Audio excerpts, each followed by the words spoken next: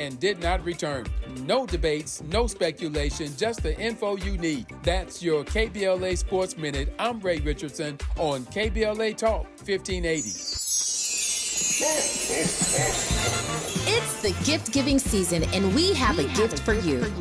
Visit us online at kbla.store for holiday savings of 20% off all of our KBLA swag.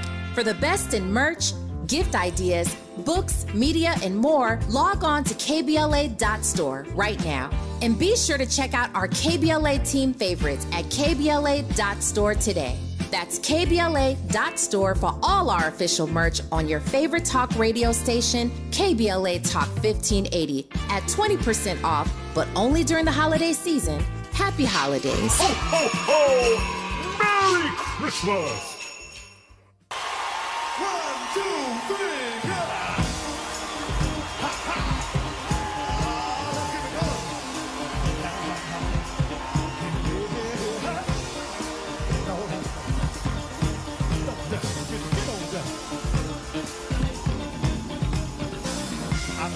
Try to keep it coming.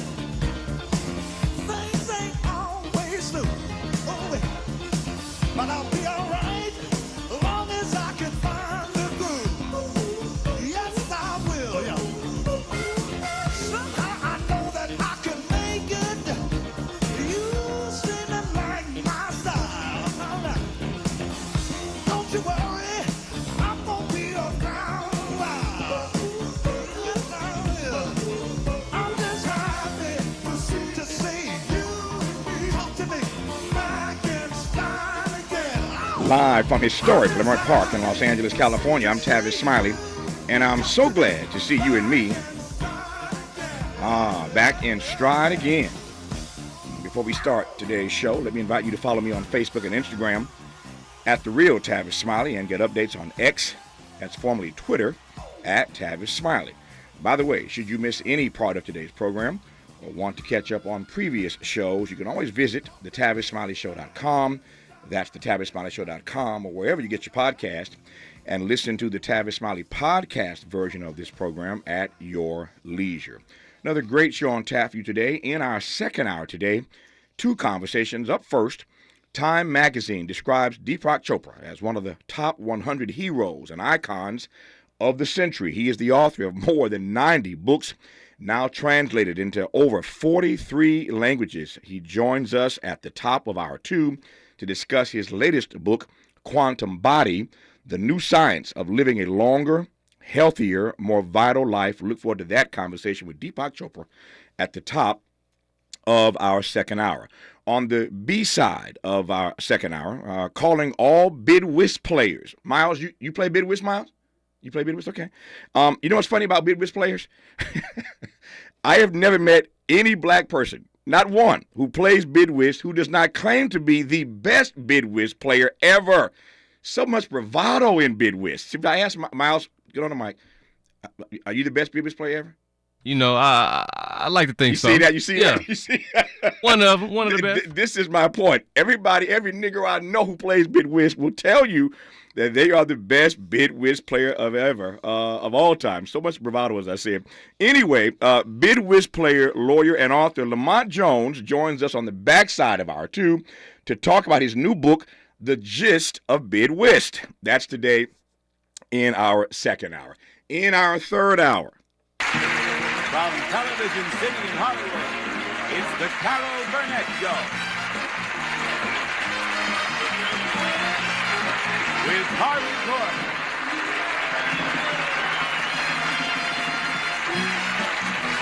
Vicki Lawrence.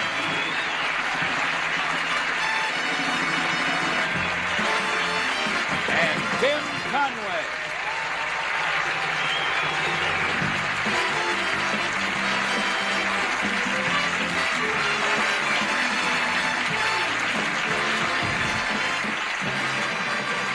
In our final hour today, Carol Burnett, yes, that Carol Burnett, the comedic legend, joins us to talk about, well, anything and everything she wants to talk about.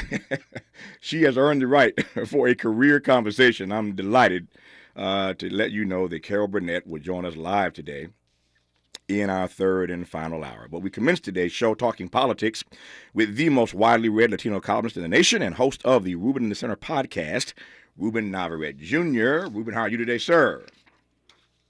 My brother, it's been a minute. Tell me, is there anything going on in the world we should talk about? Anything going on? I think there are a few things. There are a few things that we should sink our teeth into. Let me start with this. You saw, I saw, everybody saw, as we say in my neighborhood, everybody saw the news over the weekend that the first, and I'm going to put it this way, the first of these three college presidents who were put on Front Street last week at this hearing, this congressional hearing, the first of those three has gone down. I quote the congresswoman who grilled them in that hearing, 1 down, 2 to go. That's what she said, 1 down, 2 to go. Before I jump into the conversation with Ruben, by the way, one of those three presidents, there's a UPenn president, Harvard president, who's a black woman, and MIT. They were the three being grilled last week. So UPenn, Harvard, and MIT. Ruben, by the way, went to Harvard, so I'm anxious to get his take on that. So the Harvard president and the MIT president so far are holding on. They're holding on. But the UPenn president bit the dust over the weekend. They forced her out after this hearing last week. And if you didn't hear how that hearing went, take a listen. Ms. McGill, at Penn, does calling for the genocide of Jews violate Penn's rules or code of conduct? Yes or no? If the speech turns into conduct, it can be harassment, yes. I am asking specifically calling for the genocide of Jews. Does that constitute bullying or harassment? If it is directed and severe or pervasive, it is harassment. So the answer is yes. It is a context-dependent decision, Congresswoman. It's a context-dependent decision. That's your testimony today. Calling for the genocide of Jews is depending upon the context. That is not bullying or harassment.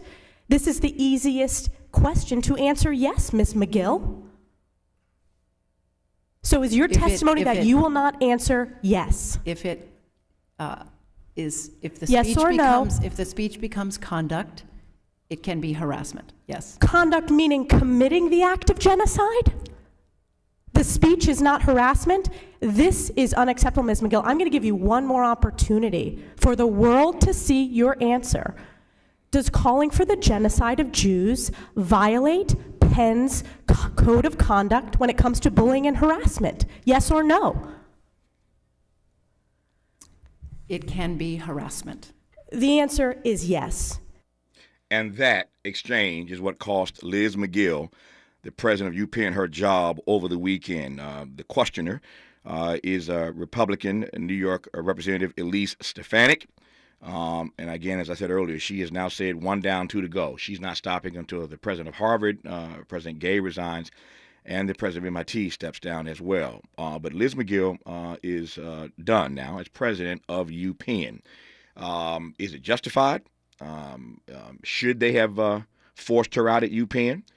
What about the sister who now runs Harvard? There are a lot of folk calling for her resignation. Will she be the next one to bite the dust?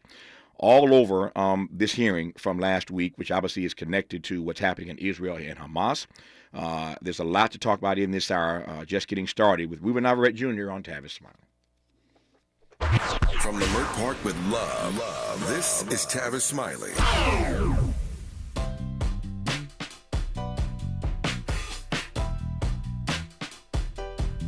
Escalade IQ. This the intro to the all-electric Cadillac perfected like Zoom. And on a full charge, you get 450 miles without the stop. Haiku. This is what I do. Daddy fat intellect since 92. Linked all the way back, panoramic roof. Come with 24-inch rim standard. Ooh, why? Shout it, don't kill him. Cadillac diamond in the back, cold chillin'. And when I'm on attack, on the track is no ceiling. Sky's the limit. You hear me? You hear me? Straight drop, no parachutes. Lay lines like a longitude and latitude. Dilly, beloved, clearly, we're hustling. Bustin', truckin'. Cadillac, Cadillac, Cadillac. For more on the Escalade IQ, visit Cadillac.com. Available late 2024. GM estimate 450-mile range. On a full charge based on development testing and/or analytical projection. Consistent with NCHA 1634 revision 2017 MCT. Range subject to change prior to production. Annual rates may vary based on service factors, including ambience temperature, terrain, battery age, and condition loading, and how you use and maintain your vehicle. I learned patience from my adoptive dad. All he had to say was, "Hey, you got this. Just breathe." Hey, we're pretty good. yeah. Might have to start a band. I got it. Learn about adopting a teen from foster care. You can't imagine the reward. Visit adoptuskids.org to find out more. This message is brought to you by Adopt US Kids, the U.S. Department of Health and Human Services, and the Ad Council. When you're young, life is full of choices. Don't let opioids like highly addictive and deadly fentanyl take away your life with just one wrong pill. Addiction is a disease that can affect anyone at any age. But there is a choice to get help for this disease. Find medically proven treatment options, including virtual, at choosemat.org. For all of us, this generation and the next, there is simply no place in our lives for litter. And yet, it's everywhere we look, and unfortunately, it does belong to all of us. So let's come together and create a litter-free, clean California once and for all. Remember to properly dispose of your trash and recycling. Secure truckloads with tarps to keep debris from flying out. Clean out your car when you're at the gas station. Take pride in your community by organizing a cleanup event or join a cleanup event near you. Zero litter is the goal. Join us at cleanca.com. That's cleanca.com. Let's do it together. Brought to you by Caltrans. cleanca.com.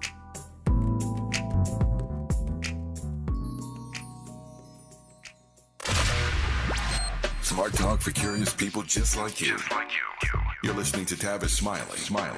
Tavis Smiley and Ruben Alvarez Jr. just getting started in this first hour, talking about many of the trending topics, politically, socially, culturally, and economically, as we do every Monday or most weekdays on this program, particularly given that we are in a political season. So hard to do a show any day right around here that does not engage in some dialogue about all the politics that our country is navigating its way through between now and next November. That said, you just heard the clip that we played from this hearing last week where, again, New York Representative Elise Stefanik, Republican, went after these three college presidents. Specifically, the question that she asked was about the genocide of Jews. And the president of MIT was in the hot seat, Sally Kornbluth, the president of Harvard, the sister, Claudine Gay, black woman, in the hot seat, and Liz McGill in the hot seat. Liz McGill, in fairness, had some other issues that she was catching hell for already as president of UPenn, but this really was, as they say, the proverbial straw that broke the camel's back.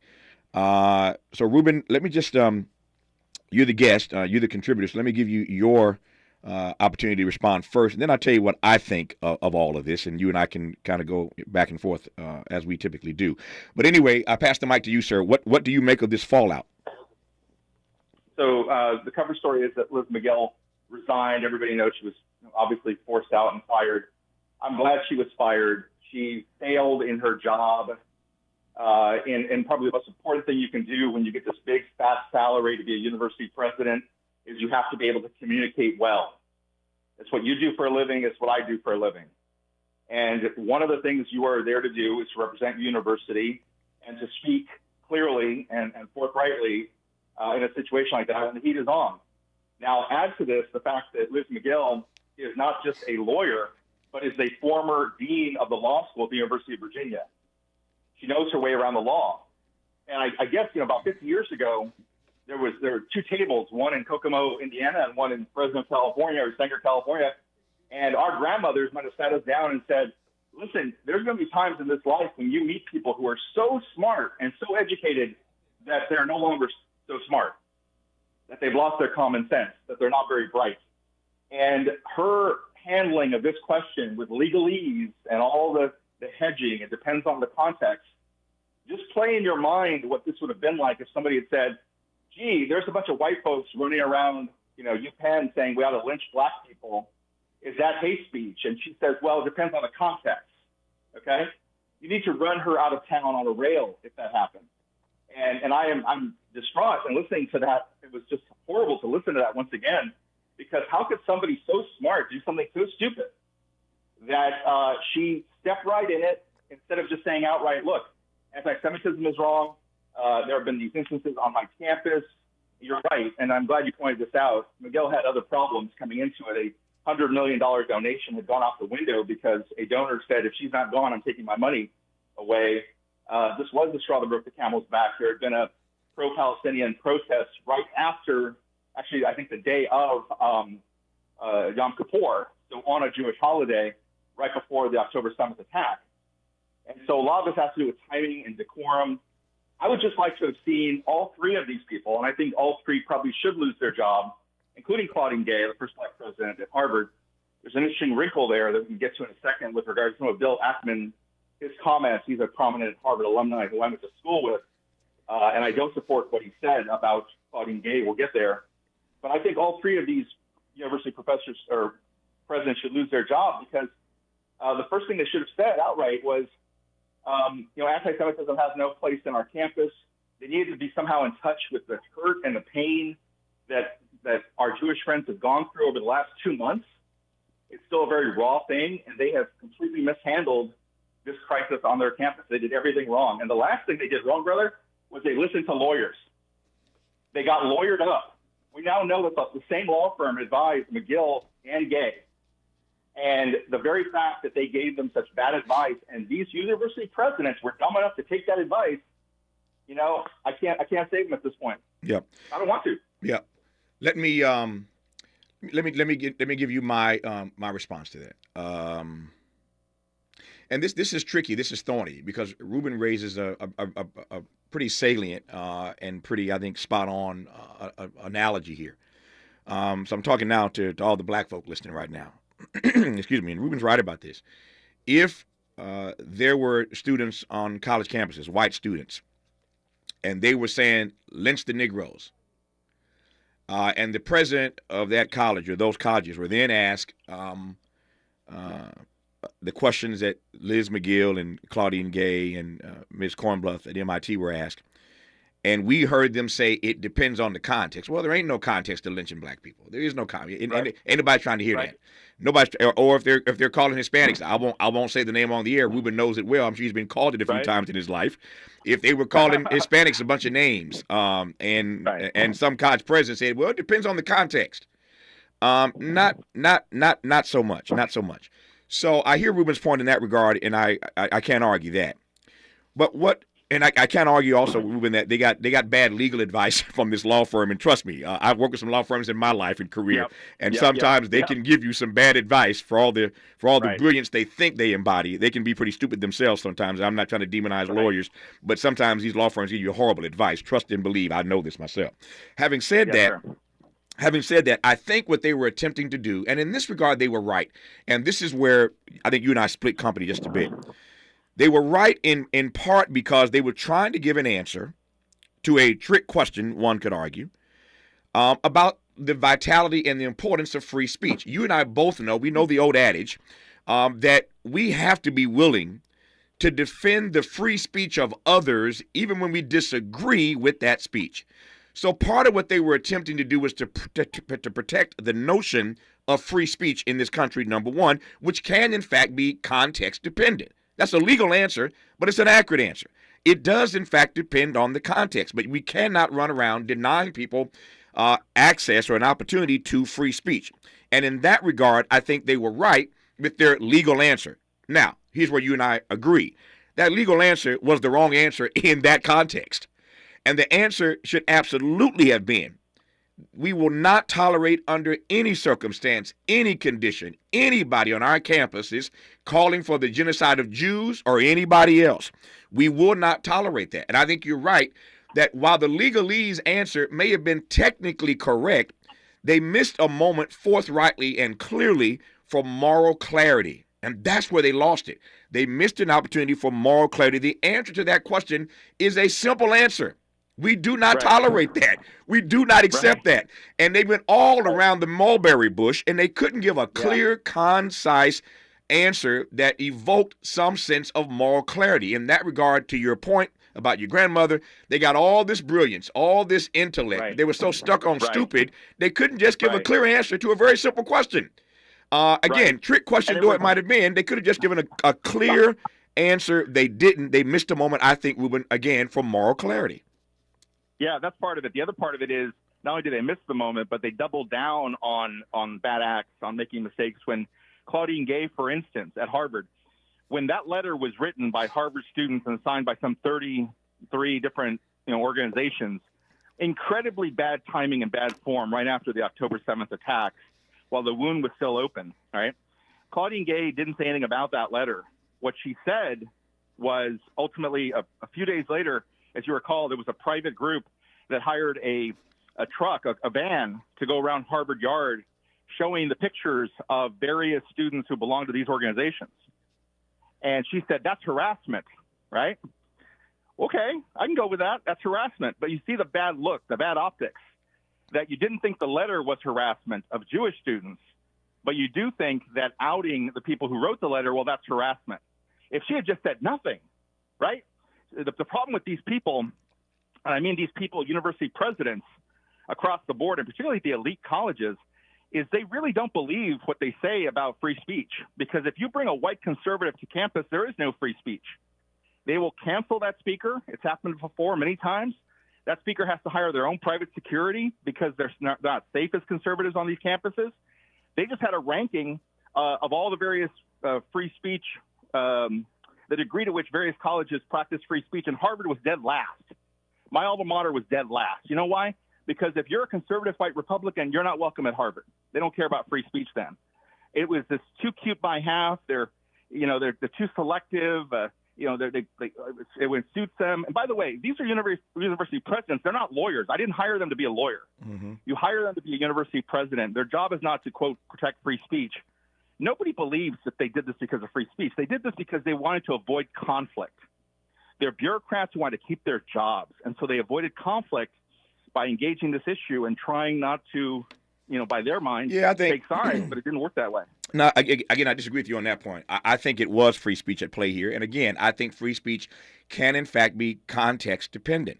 I think that in this moment, again, they missed an opportunity.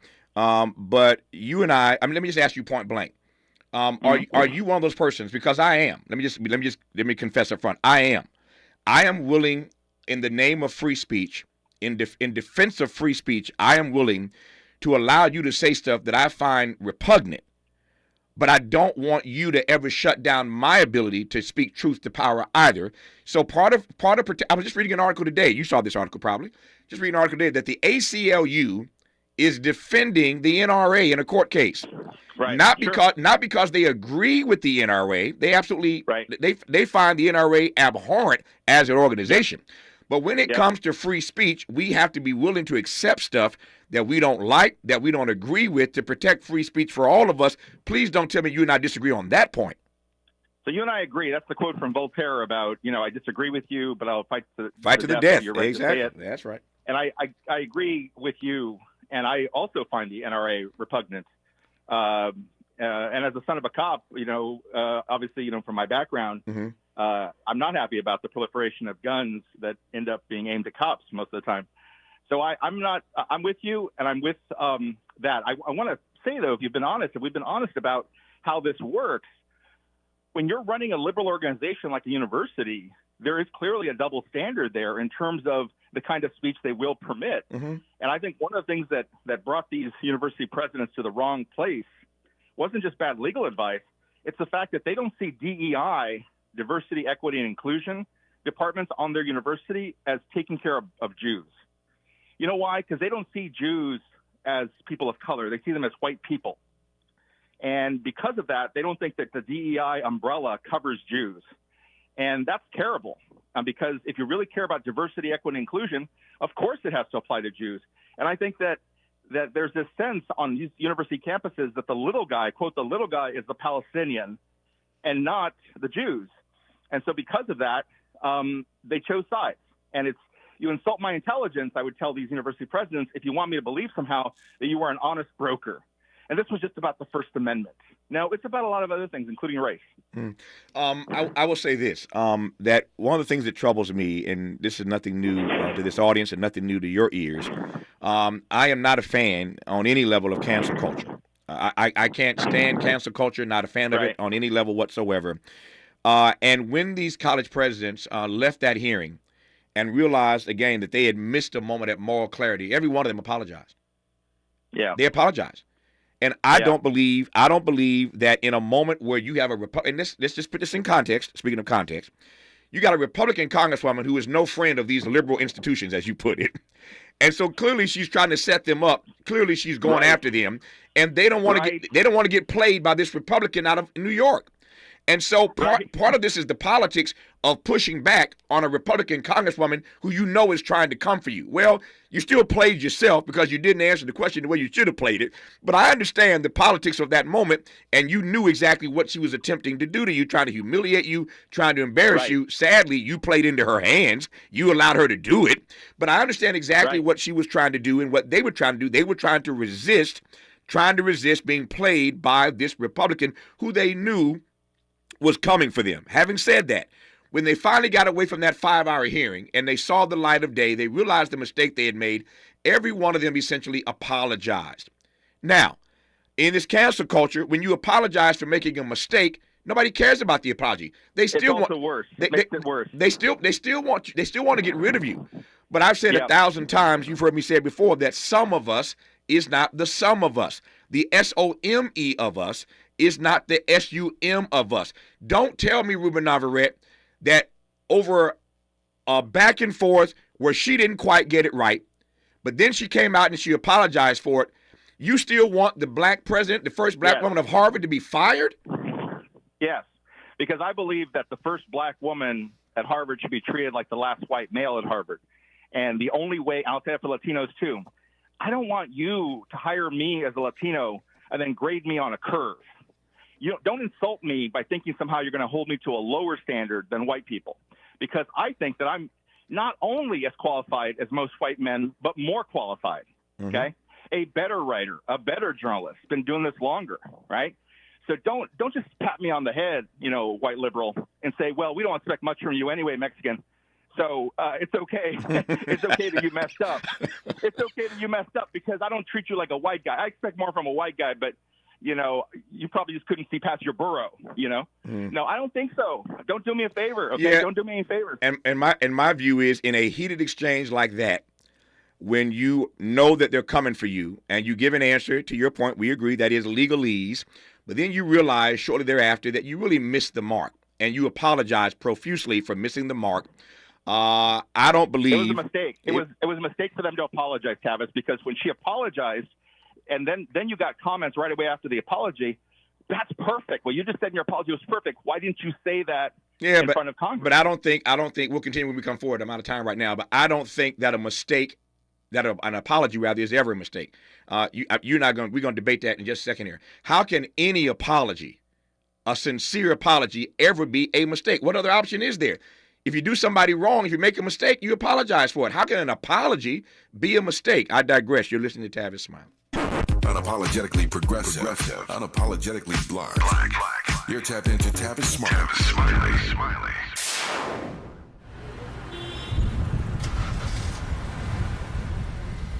What's up, party people? It's your favorite MC's favorite rapper, MC Light here. And we're celebrating 50 years of hip-hop, authentically powered by Cadillac. And we're going to take it way back to where it started. It was only fitting that hip-hop began with teenagers at a back-to-school jam in the rec room of a South Bronx apartment complex by an 18-year-old brother. By the way, I'm also sure he had a Cadillac parked outside. He noticed the energy on the dance floor when he switched between two turntables, extending the beats, repeating the breaks, and never losing the rhythms. And that was the birth of hip-hop. And from that moment, it took off. For more on how Cadillac is celebrating hip-hop's 50th, visit Cadillac.com/audacity.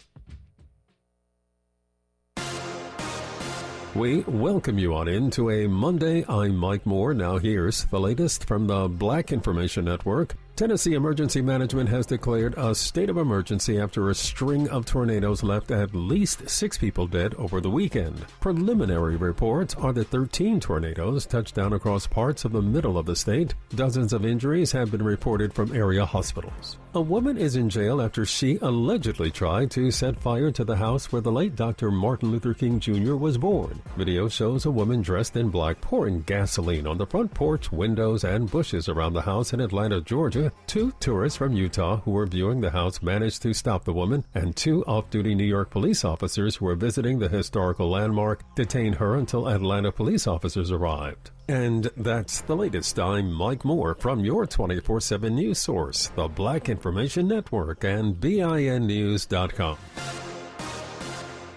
Looking for a better way to get around LA? SoCal 511 gives you real-time traffic alerts to help you find faster ways to get around LA County. It's totally free and helps motorists easily find fast track and roadside assistance services. Visit go511.com or dial 511 on your phone. Lowe's knows how to save pros time and money. Right now, save over $40 on a Werner 6-foot step ladder. Was $115, now just $69.98.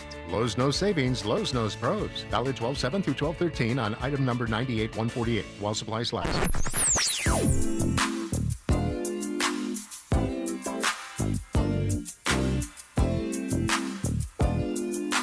This is KBLA Talk 1580.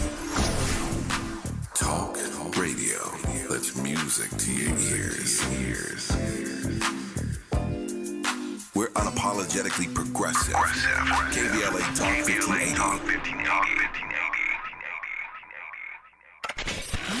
We've got a lot to talk about.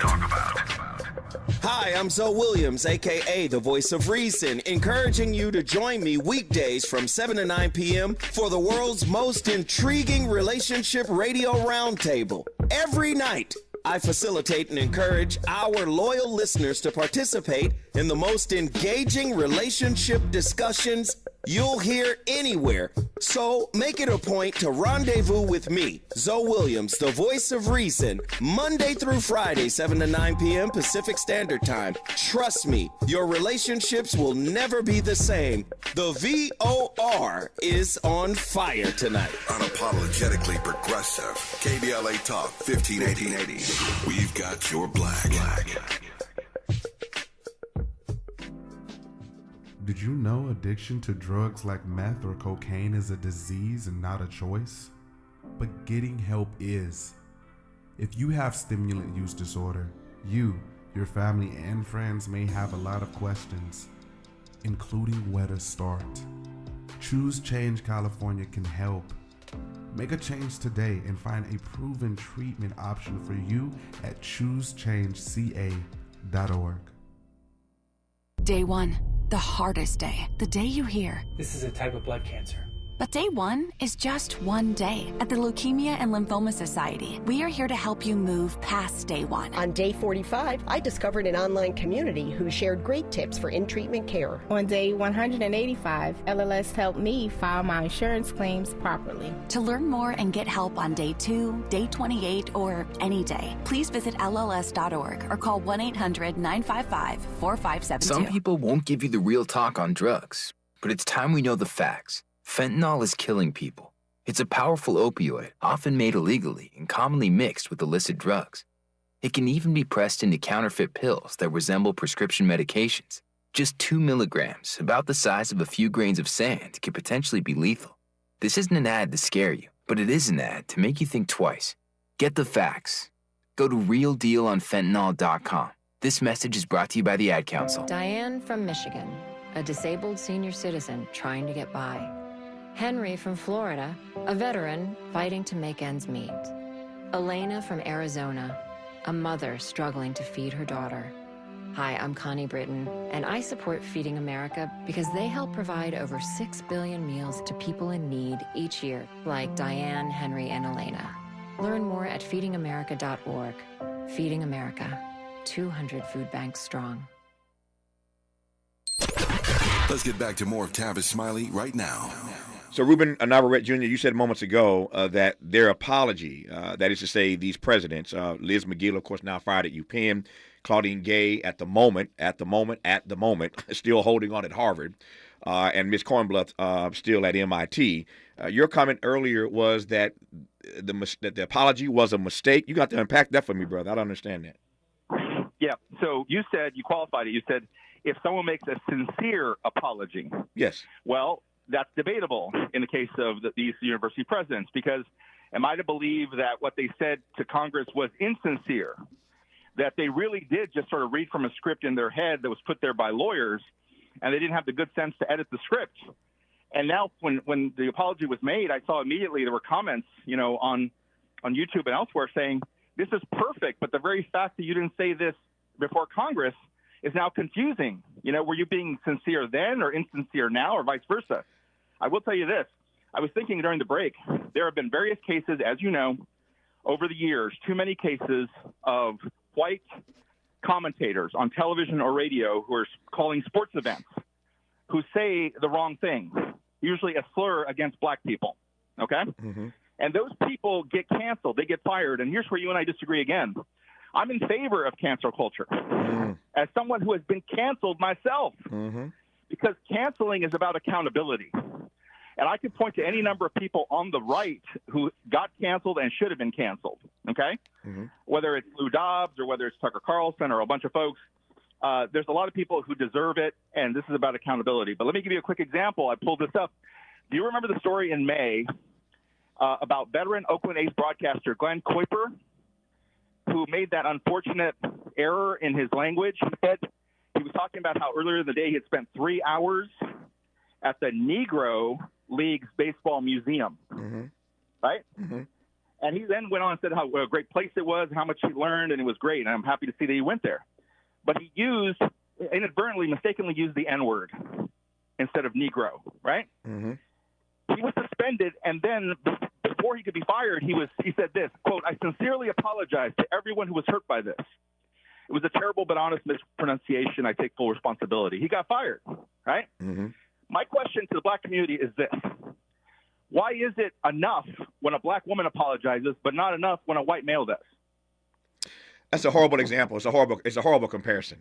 Let me just keep it real. Now you're making me question the value of a Harvard education, brother. You are making me question the value of your Harvard. That is the worst.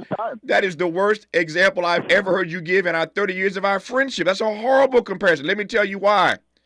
That's a sincere apology. No, let me tell you why. Any white man that has the word nigger come off his lips, that was not a mistake.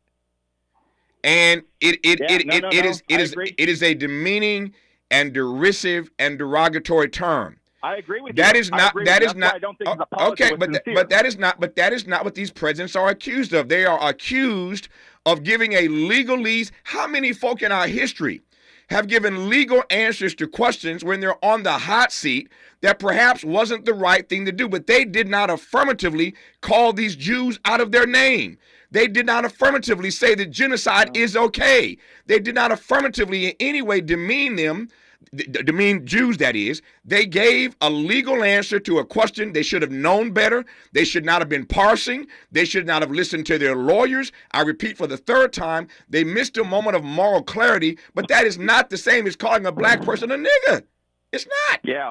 And I agree with you that any white person who has that in their mind and in their vocabulary, that's telling us already who you are. Precisely. The reason I point that out is literally in the guy, in Kuiper's apology, he says, I quote, "I sincerely apologize," right? So where you and I argue is over the use of the word sincere. I think you are too generous in saying that these apologies from these university presidents were sincere. We don't know that. I don't think you know that. And I don't know that. But there's an important context. I want to roll this back really quickly. Right. In the 1980s and 90s, okay, I find this part of the story fascinating for what's going on college campuses. In the 80s and 90s, black people and brown people experienced a lot of racism on college campuses. There are various cases you could Google and find out. It was that whole, before the term woke, there was the term political correctness, okay? And there were a lot of white liberals and white folks, conservatives as well, who were trying to defend this as free speech, who were trying to say that, I'll give you one example, and brother, this will not shock you.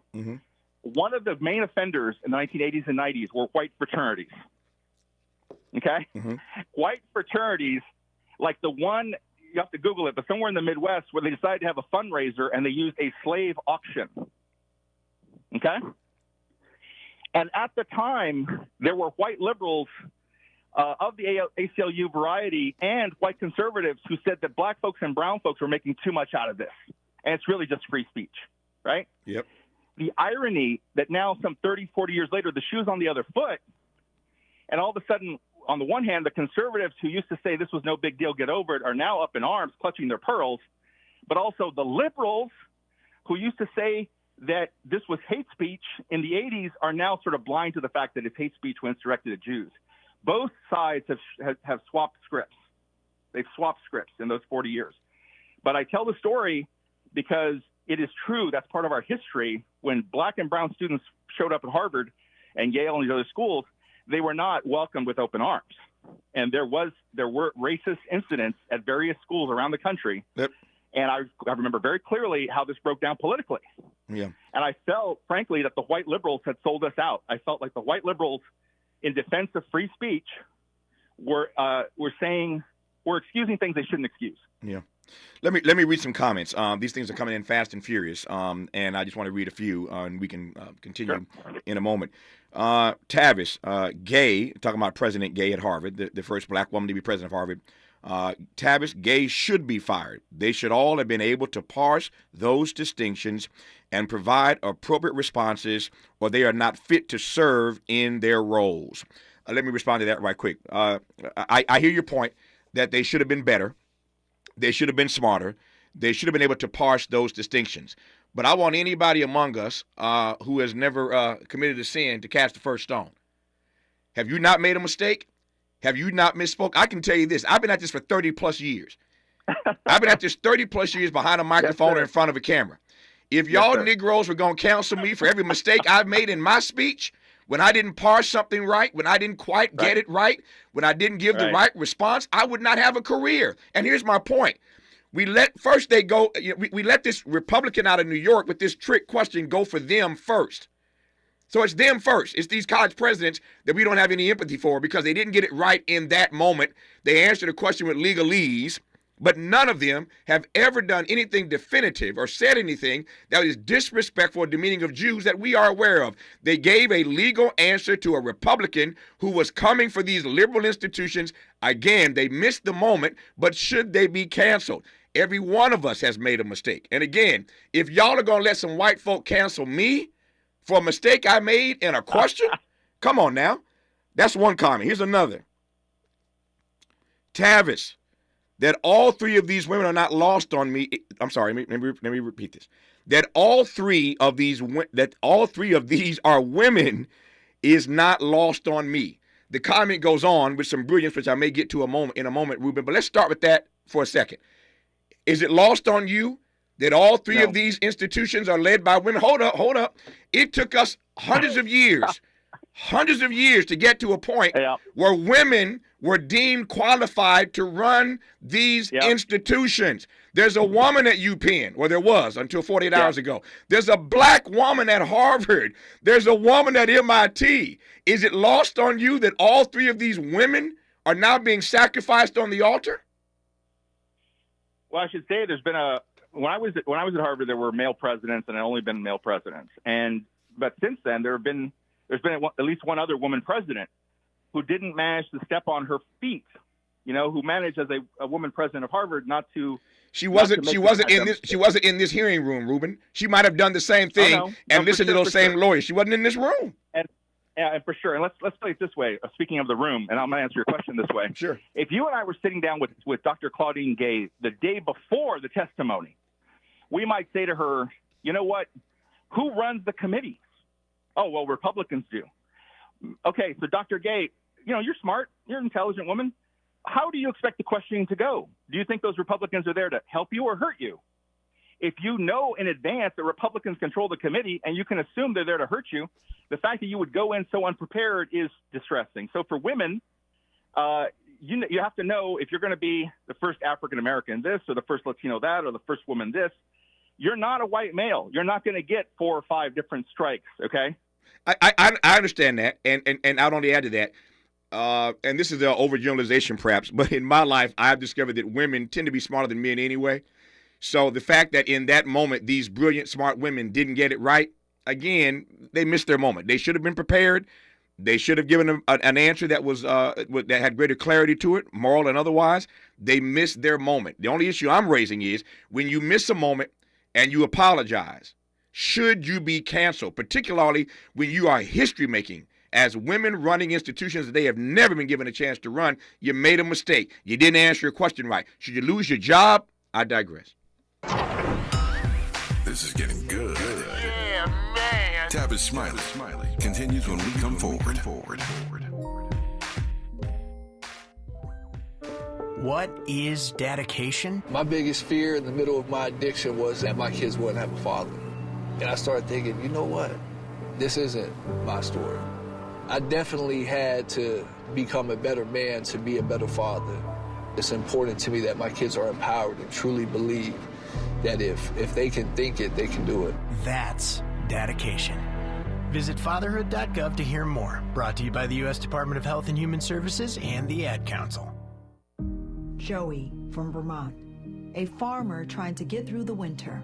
Adriana from South Carolina, a single mother living paycheck to paycheck. Liam from Ohio, an injured father struggling to provide for his family. Hi, I'm Shanola Hampton, and I support the Feeding America network of food banks because they help provide over 6 billion meals to people in need each year. Learn more at feedingamerica.org.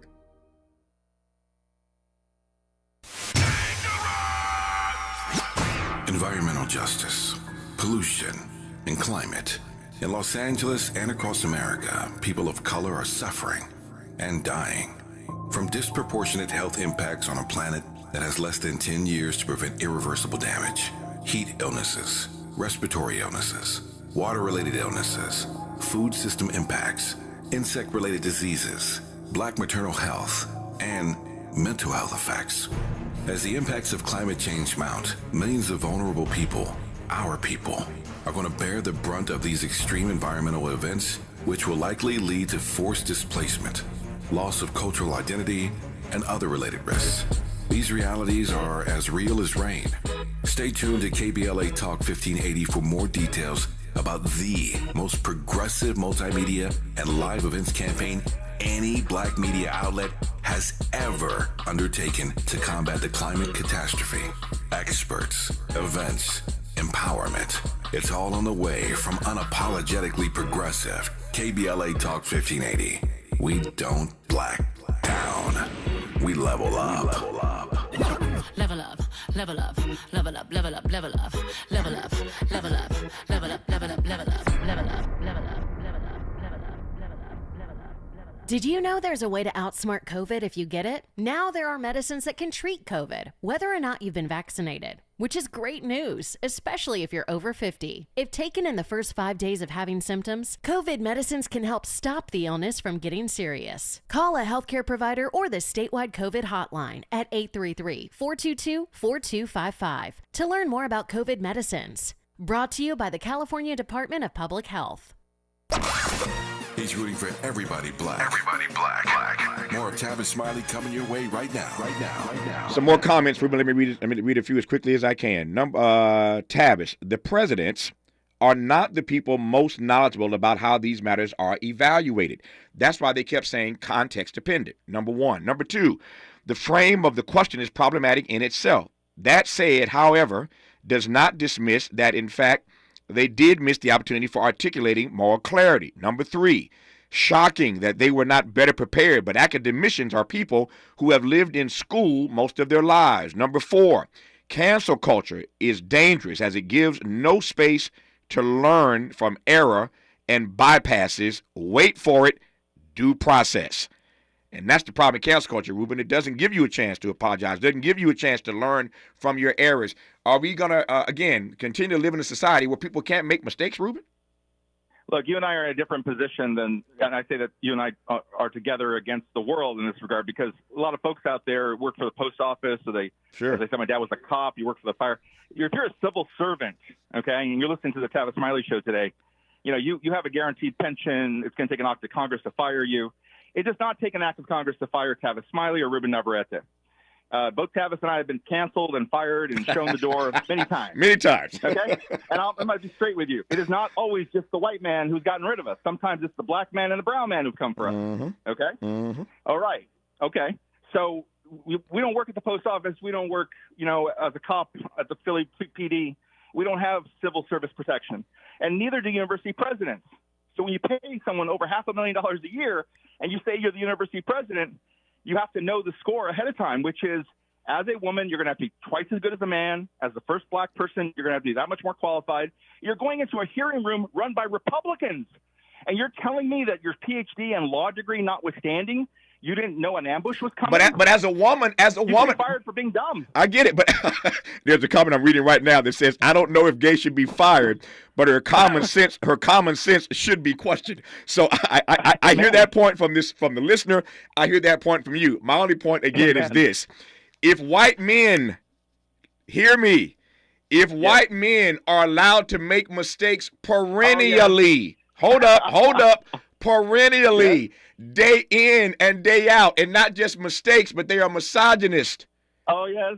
They are racist. They are homophobic. They bankrupt companies. If they can do this over, and Donald Trump filed bankruptcy, 3 or 4 or 5 times and became president of these United States. Don't tell me that white boys can make mistakes perennially every single day, and 3 women answer one question without moral clarity, and they should all be canceled.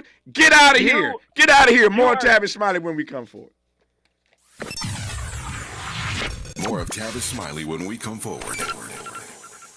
If you're like me, 60 and retired, making ends meet, especially here at the supermarket and drugstore, is tough. I'm so blessed to have found benefitscheckup.org. It's a free and confidential website from the National Council on Aging that connected me to $1,200 a year in programs that help pay for food, medicine, utilities, and more. Maybe it can help you.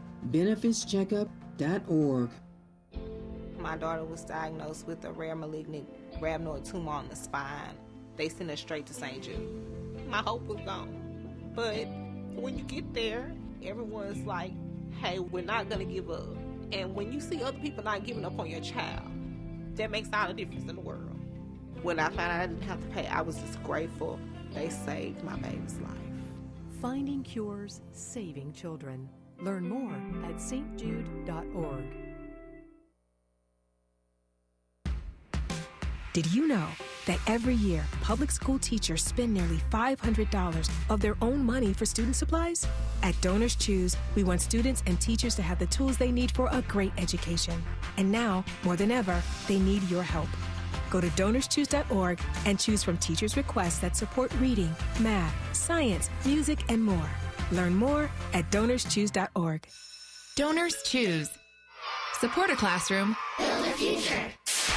KBLA Talk 1580. We've got a lot to talk about. KBLA reminds you that when we fight, we win, and we don't black down. LA Community Action Network, or LA CAN, was formed in 1999 when 25 residents of downtown LA came together and acknowledged the problems that existed in their community and made a commitment to do something about those problems, to stand together, organize, and become a force in the community that demands change. Civil rights and preventing the criminalization of poverty are their core projects. In addition, they take on women's rights, the human right to housing, and healthy food access. LA CAN also has projects focused on economic development, civic participation, voter engagement, and community media. While downtown LA remains their home base, with a particular emphasis on the Skid Row community, in 2007, they expanded their housing and healthy food access work into South Central Los Angeles. LA CAN believes that power for low-income people and people of color is achieved through a large, active, and well-informed member base that utilizes a multitude of methods to advance their messages and goals. If you'd like to join the Los Angeles Community Action Network and organize people to fight back against oppression, please visit cangress.org. That's cangress.org. This is a community call to action from KBLA Talk 1580.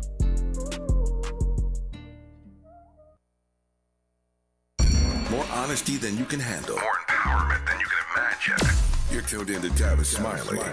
Ruben Navarrete Jr., I'll give you the last word here, but let me just say, I was thinking during that break about the following. I was thinking of all the white men in Congress, right, and all the stuff they've gotten away with. Right. I'm thinking of all the white men in Congress and the hearings where they've grilled other people when they had their own skeletons in the closet. Can I keep it real? Can I take it to the bridge? Can I hit it and quit it? I'm thinking of Joe Biden.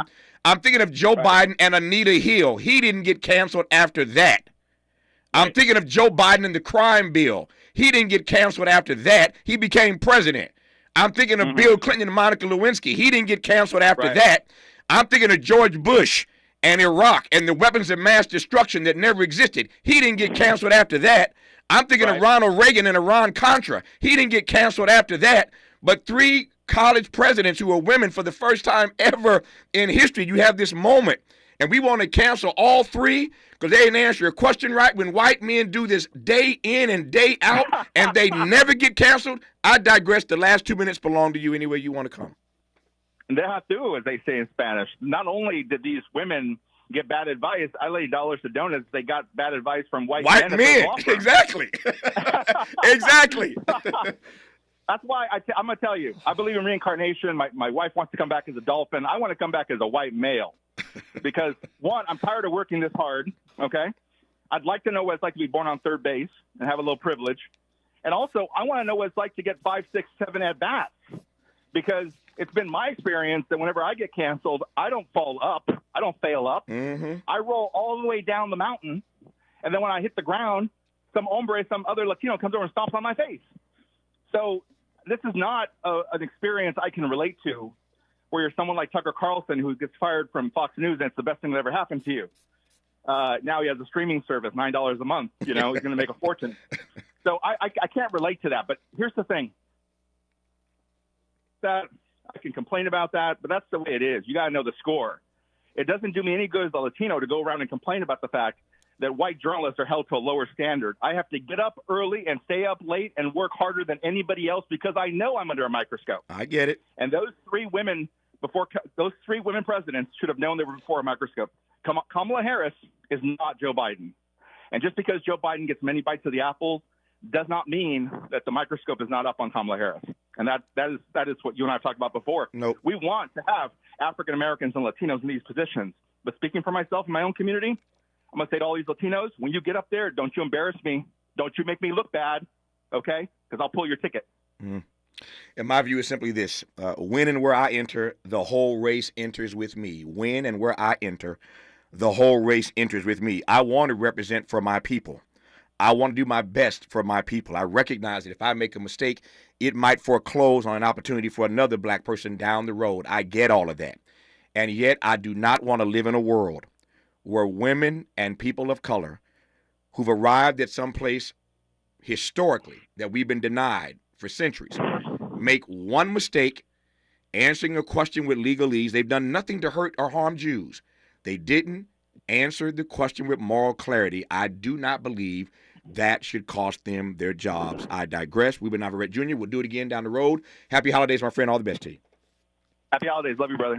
Deepak Chopra coming up when Tavis Smiley comes forward. KBLA 1580 Santa Monica. Preliminary reports are the 13 tornadoes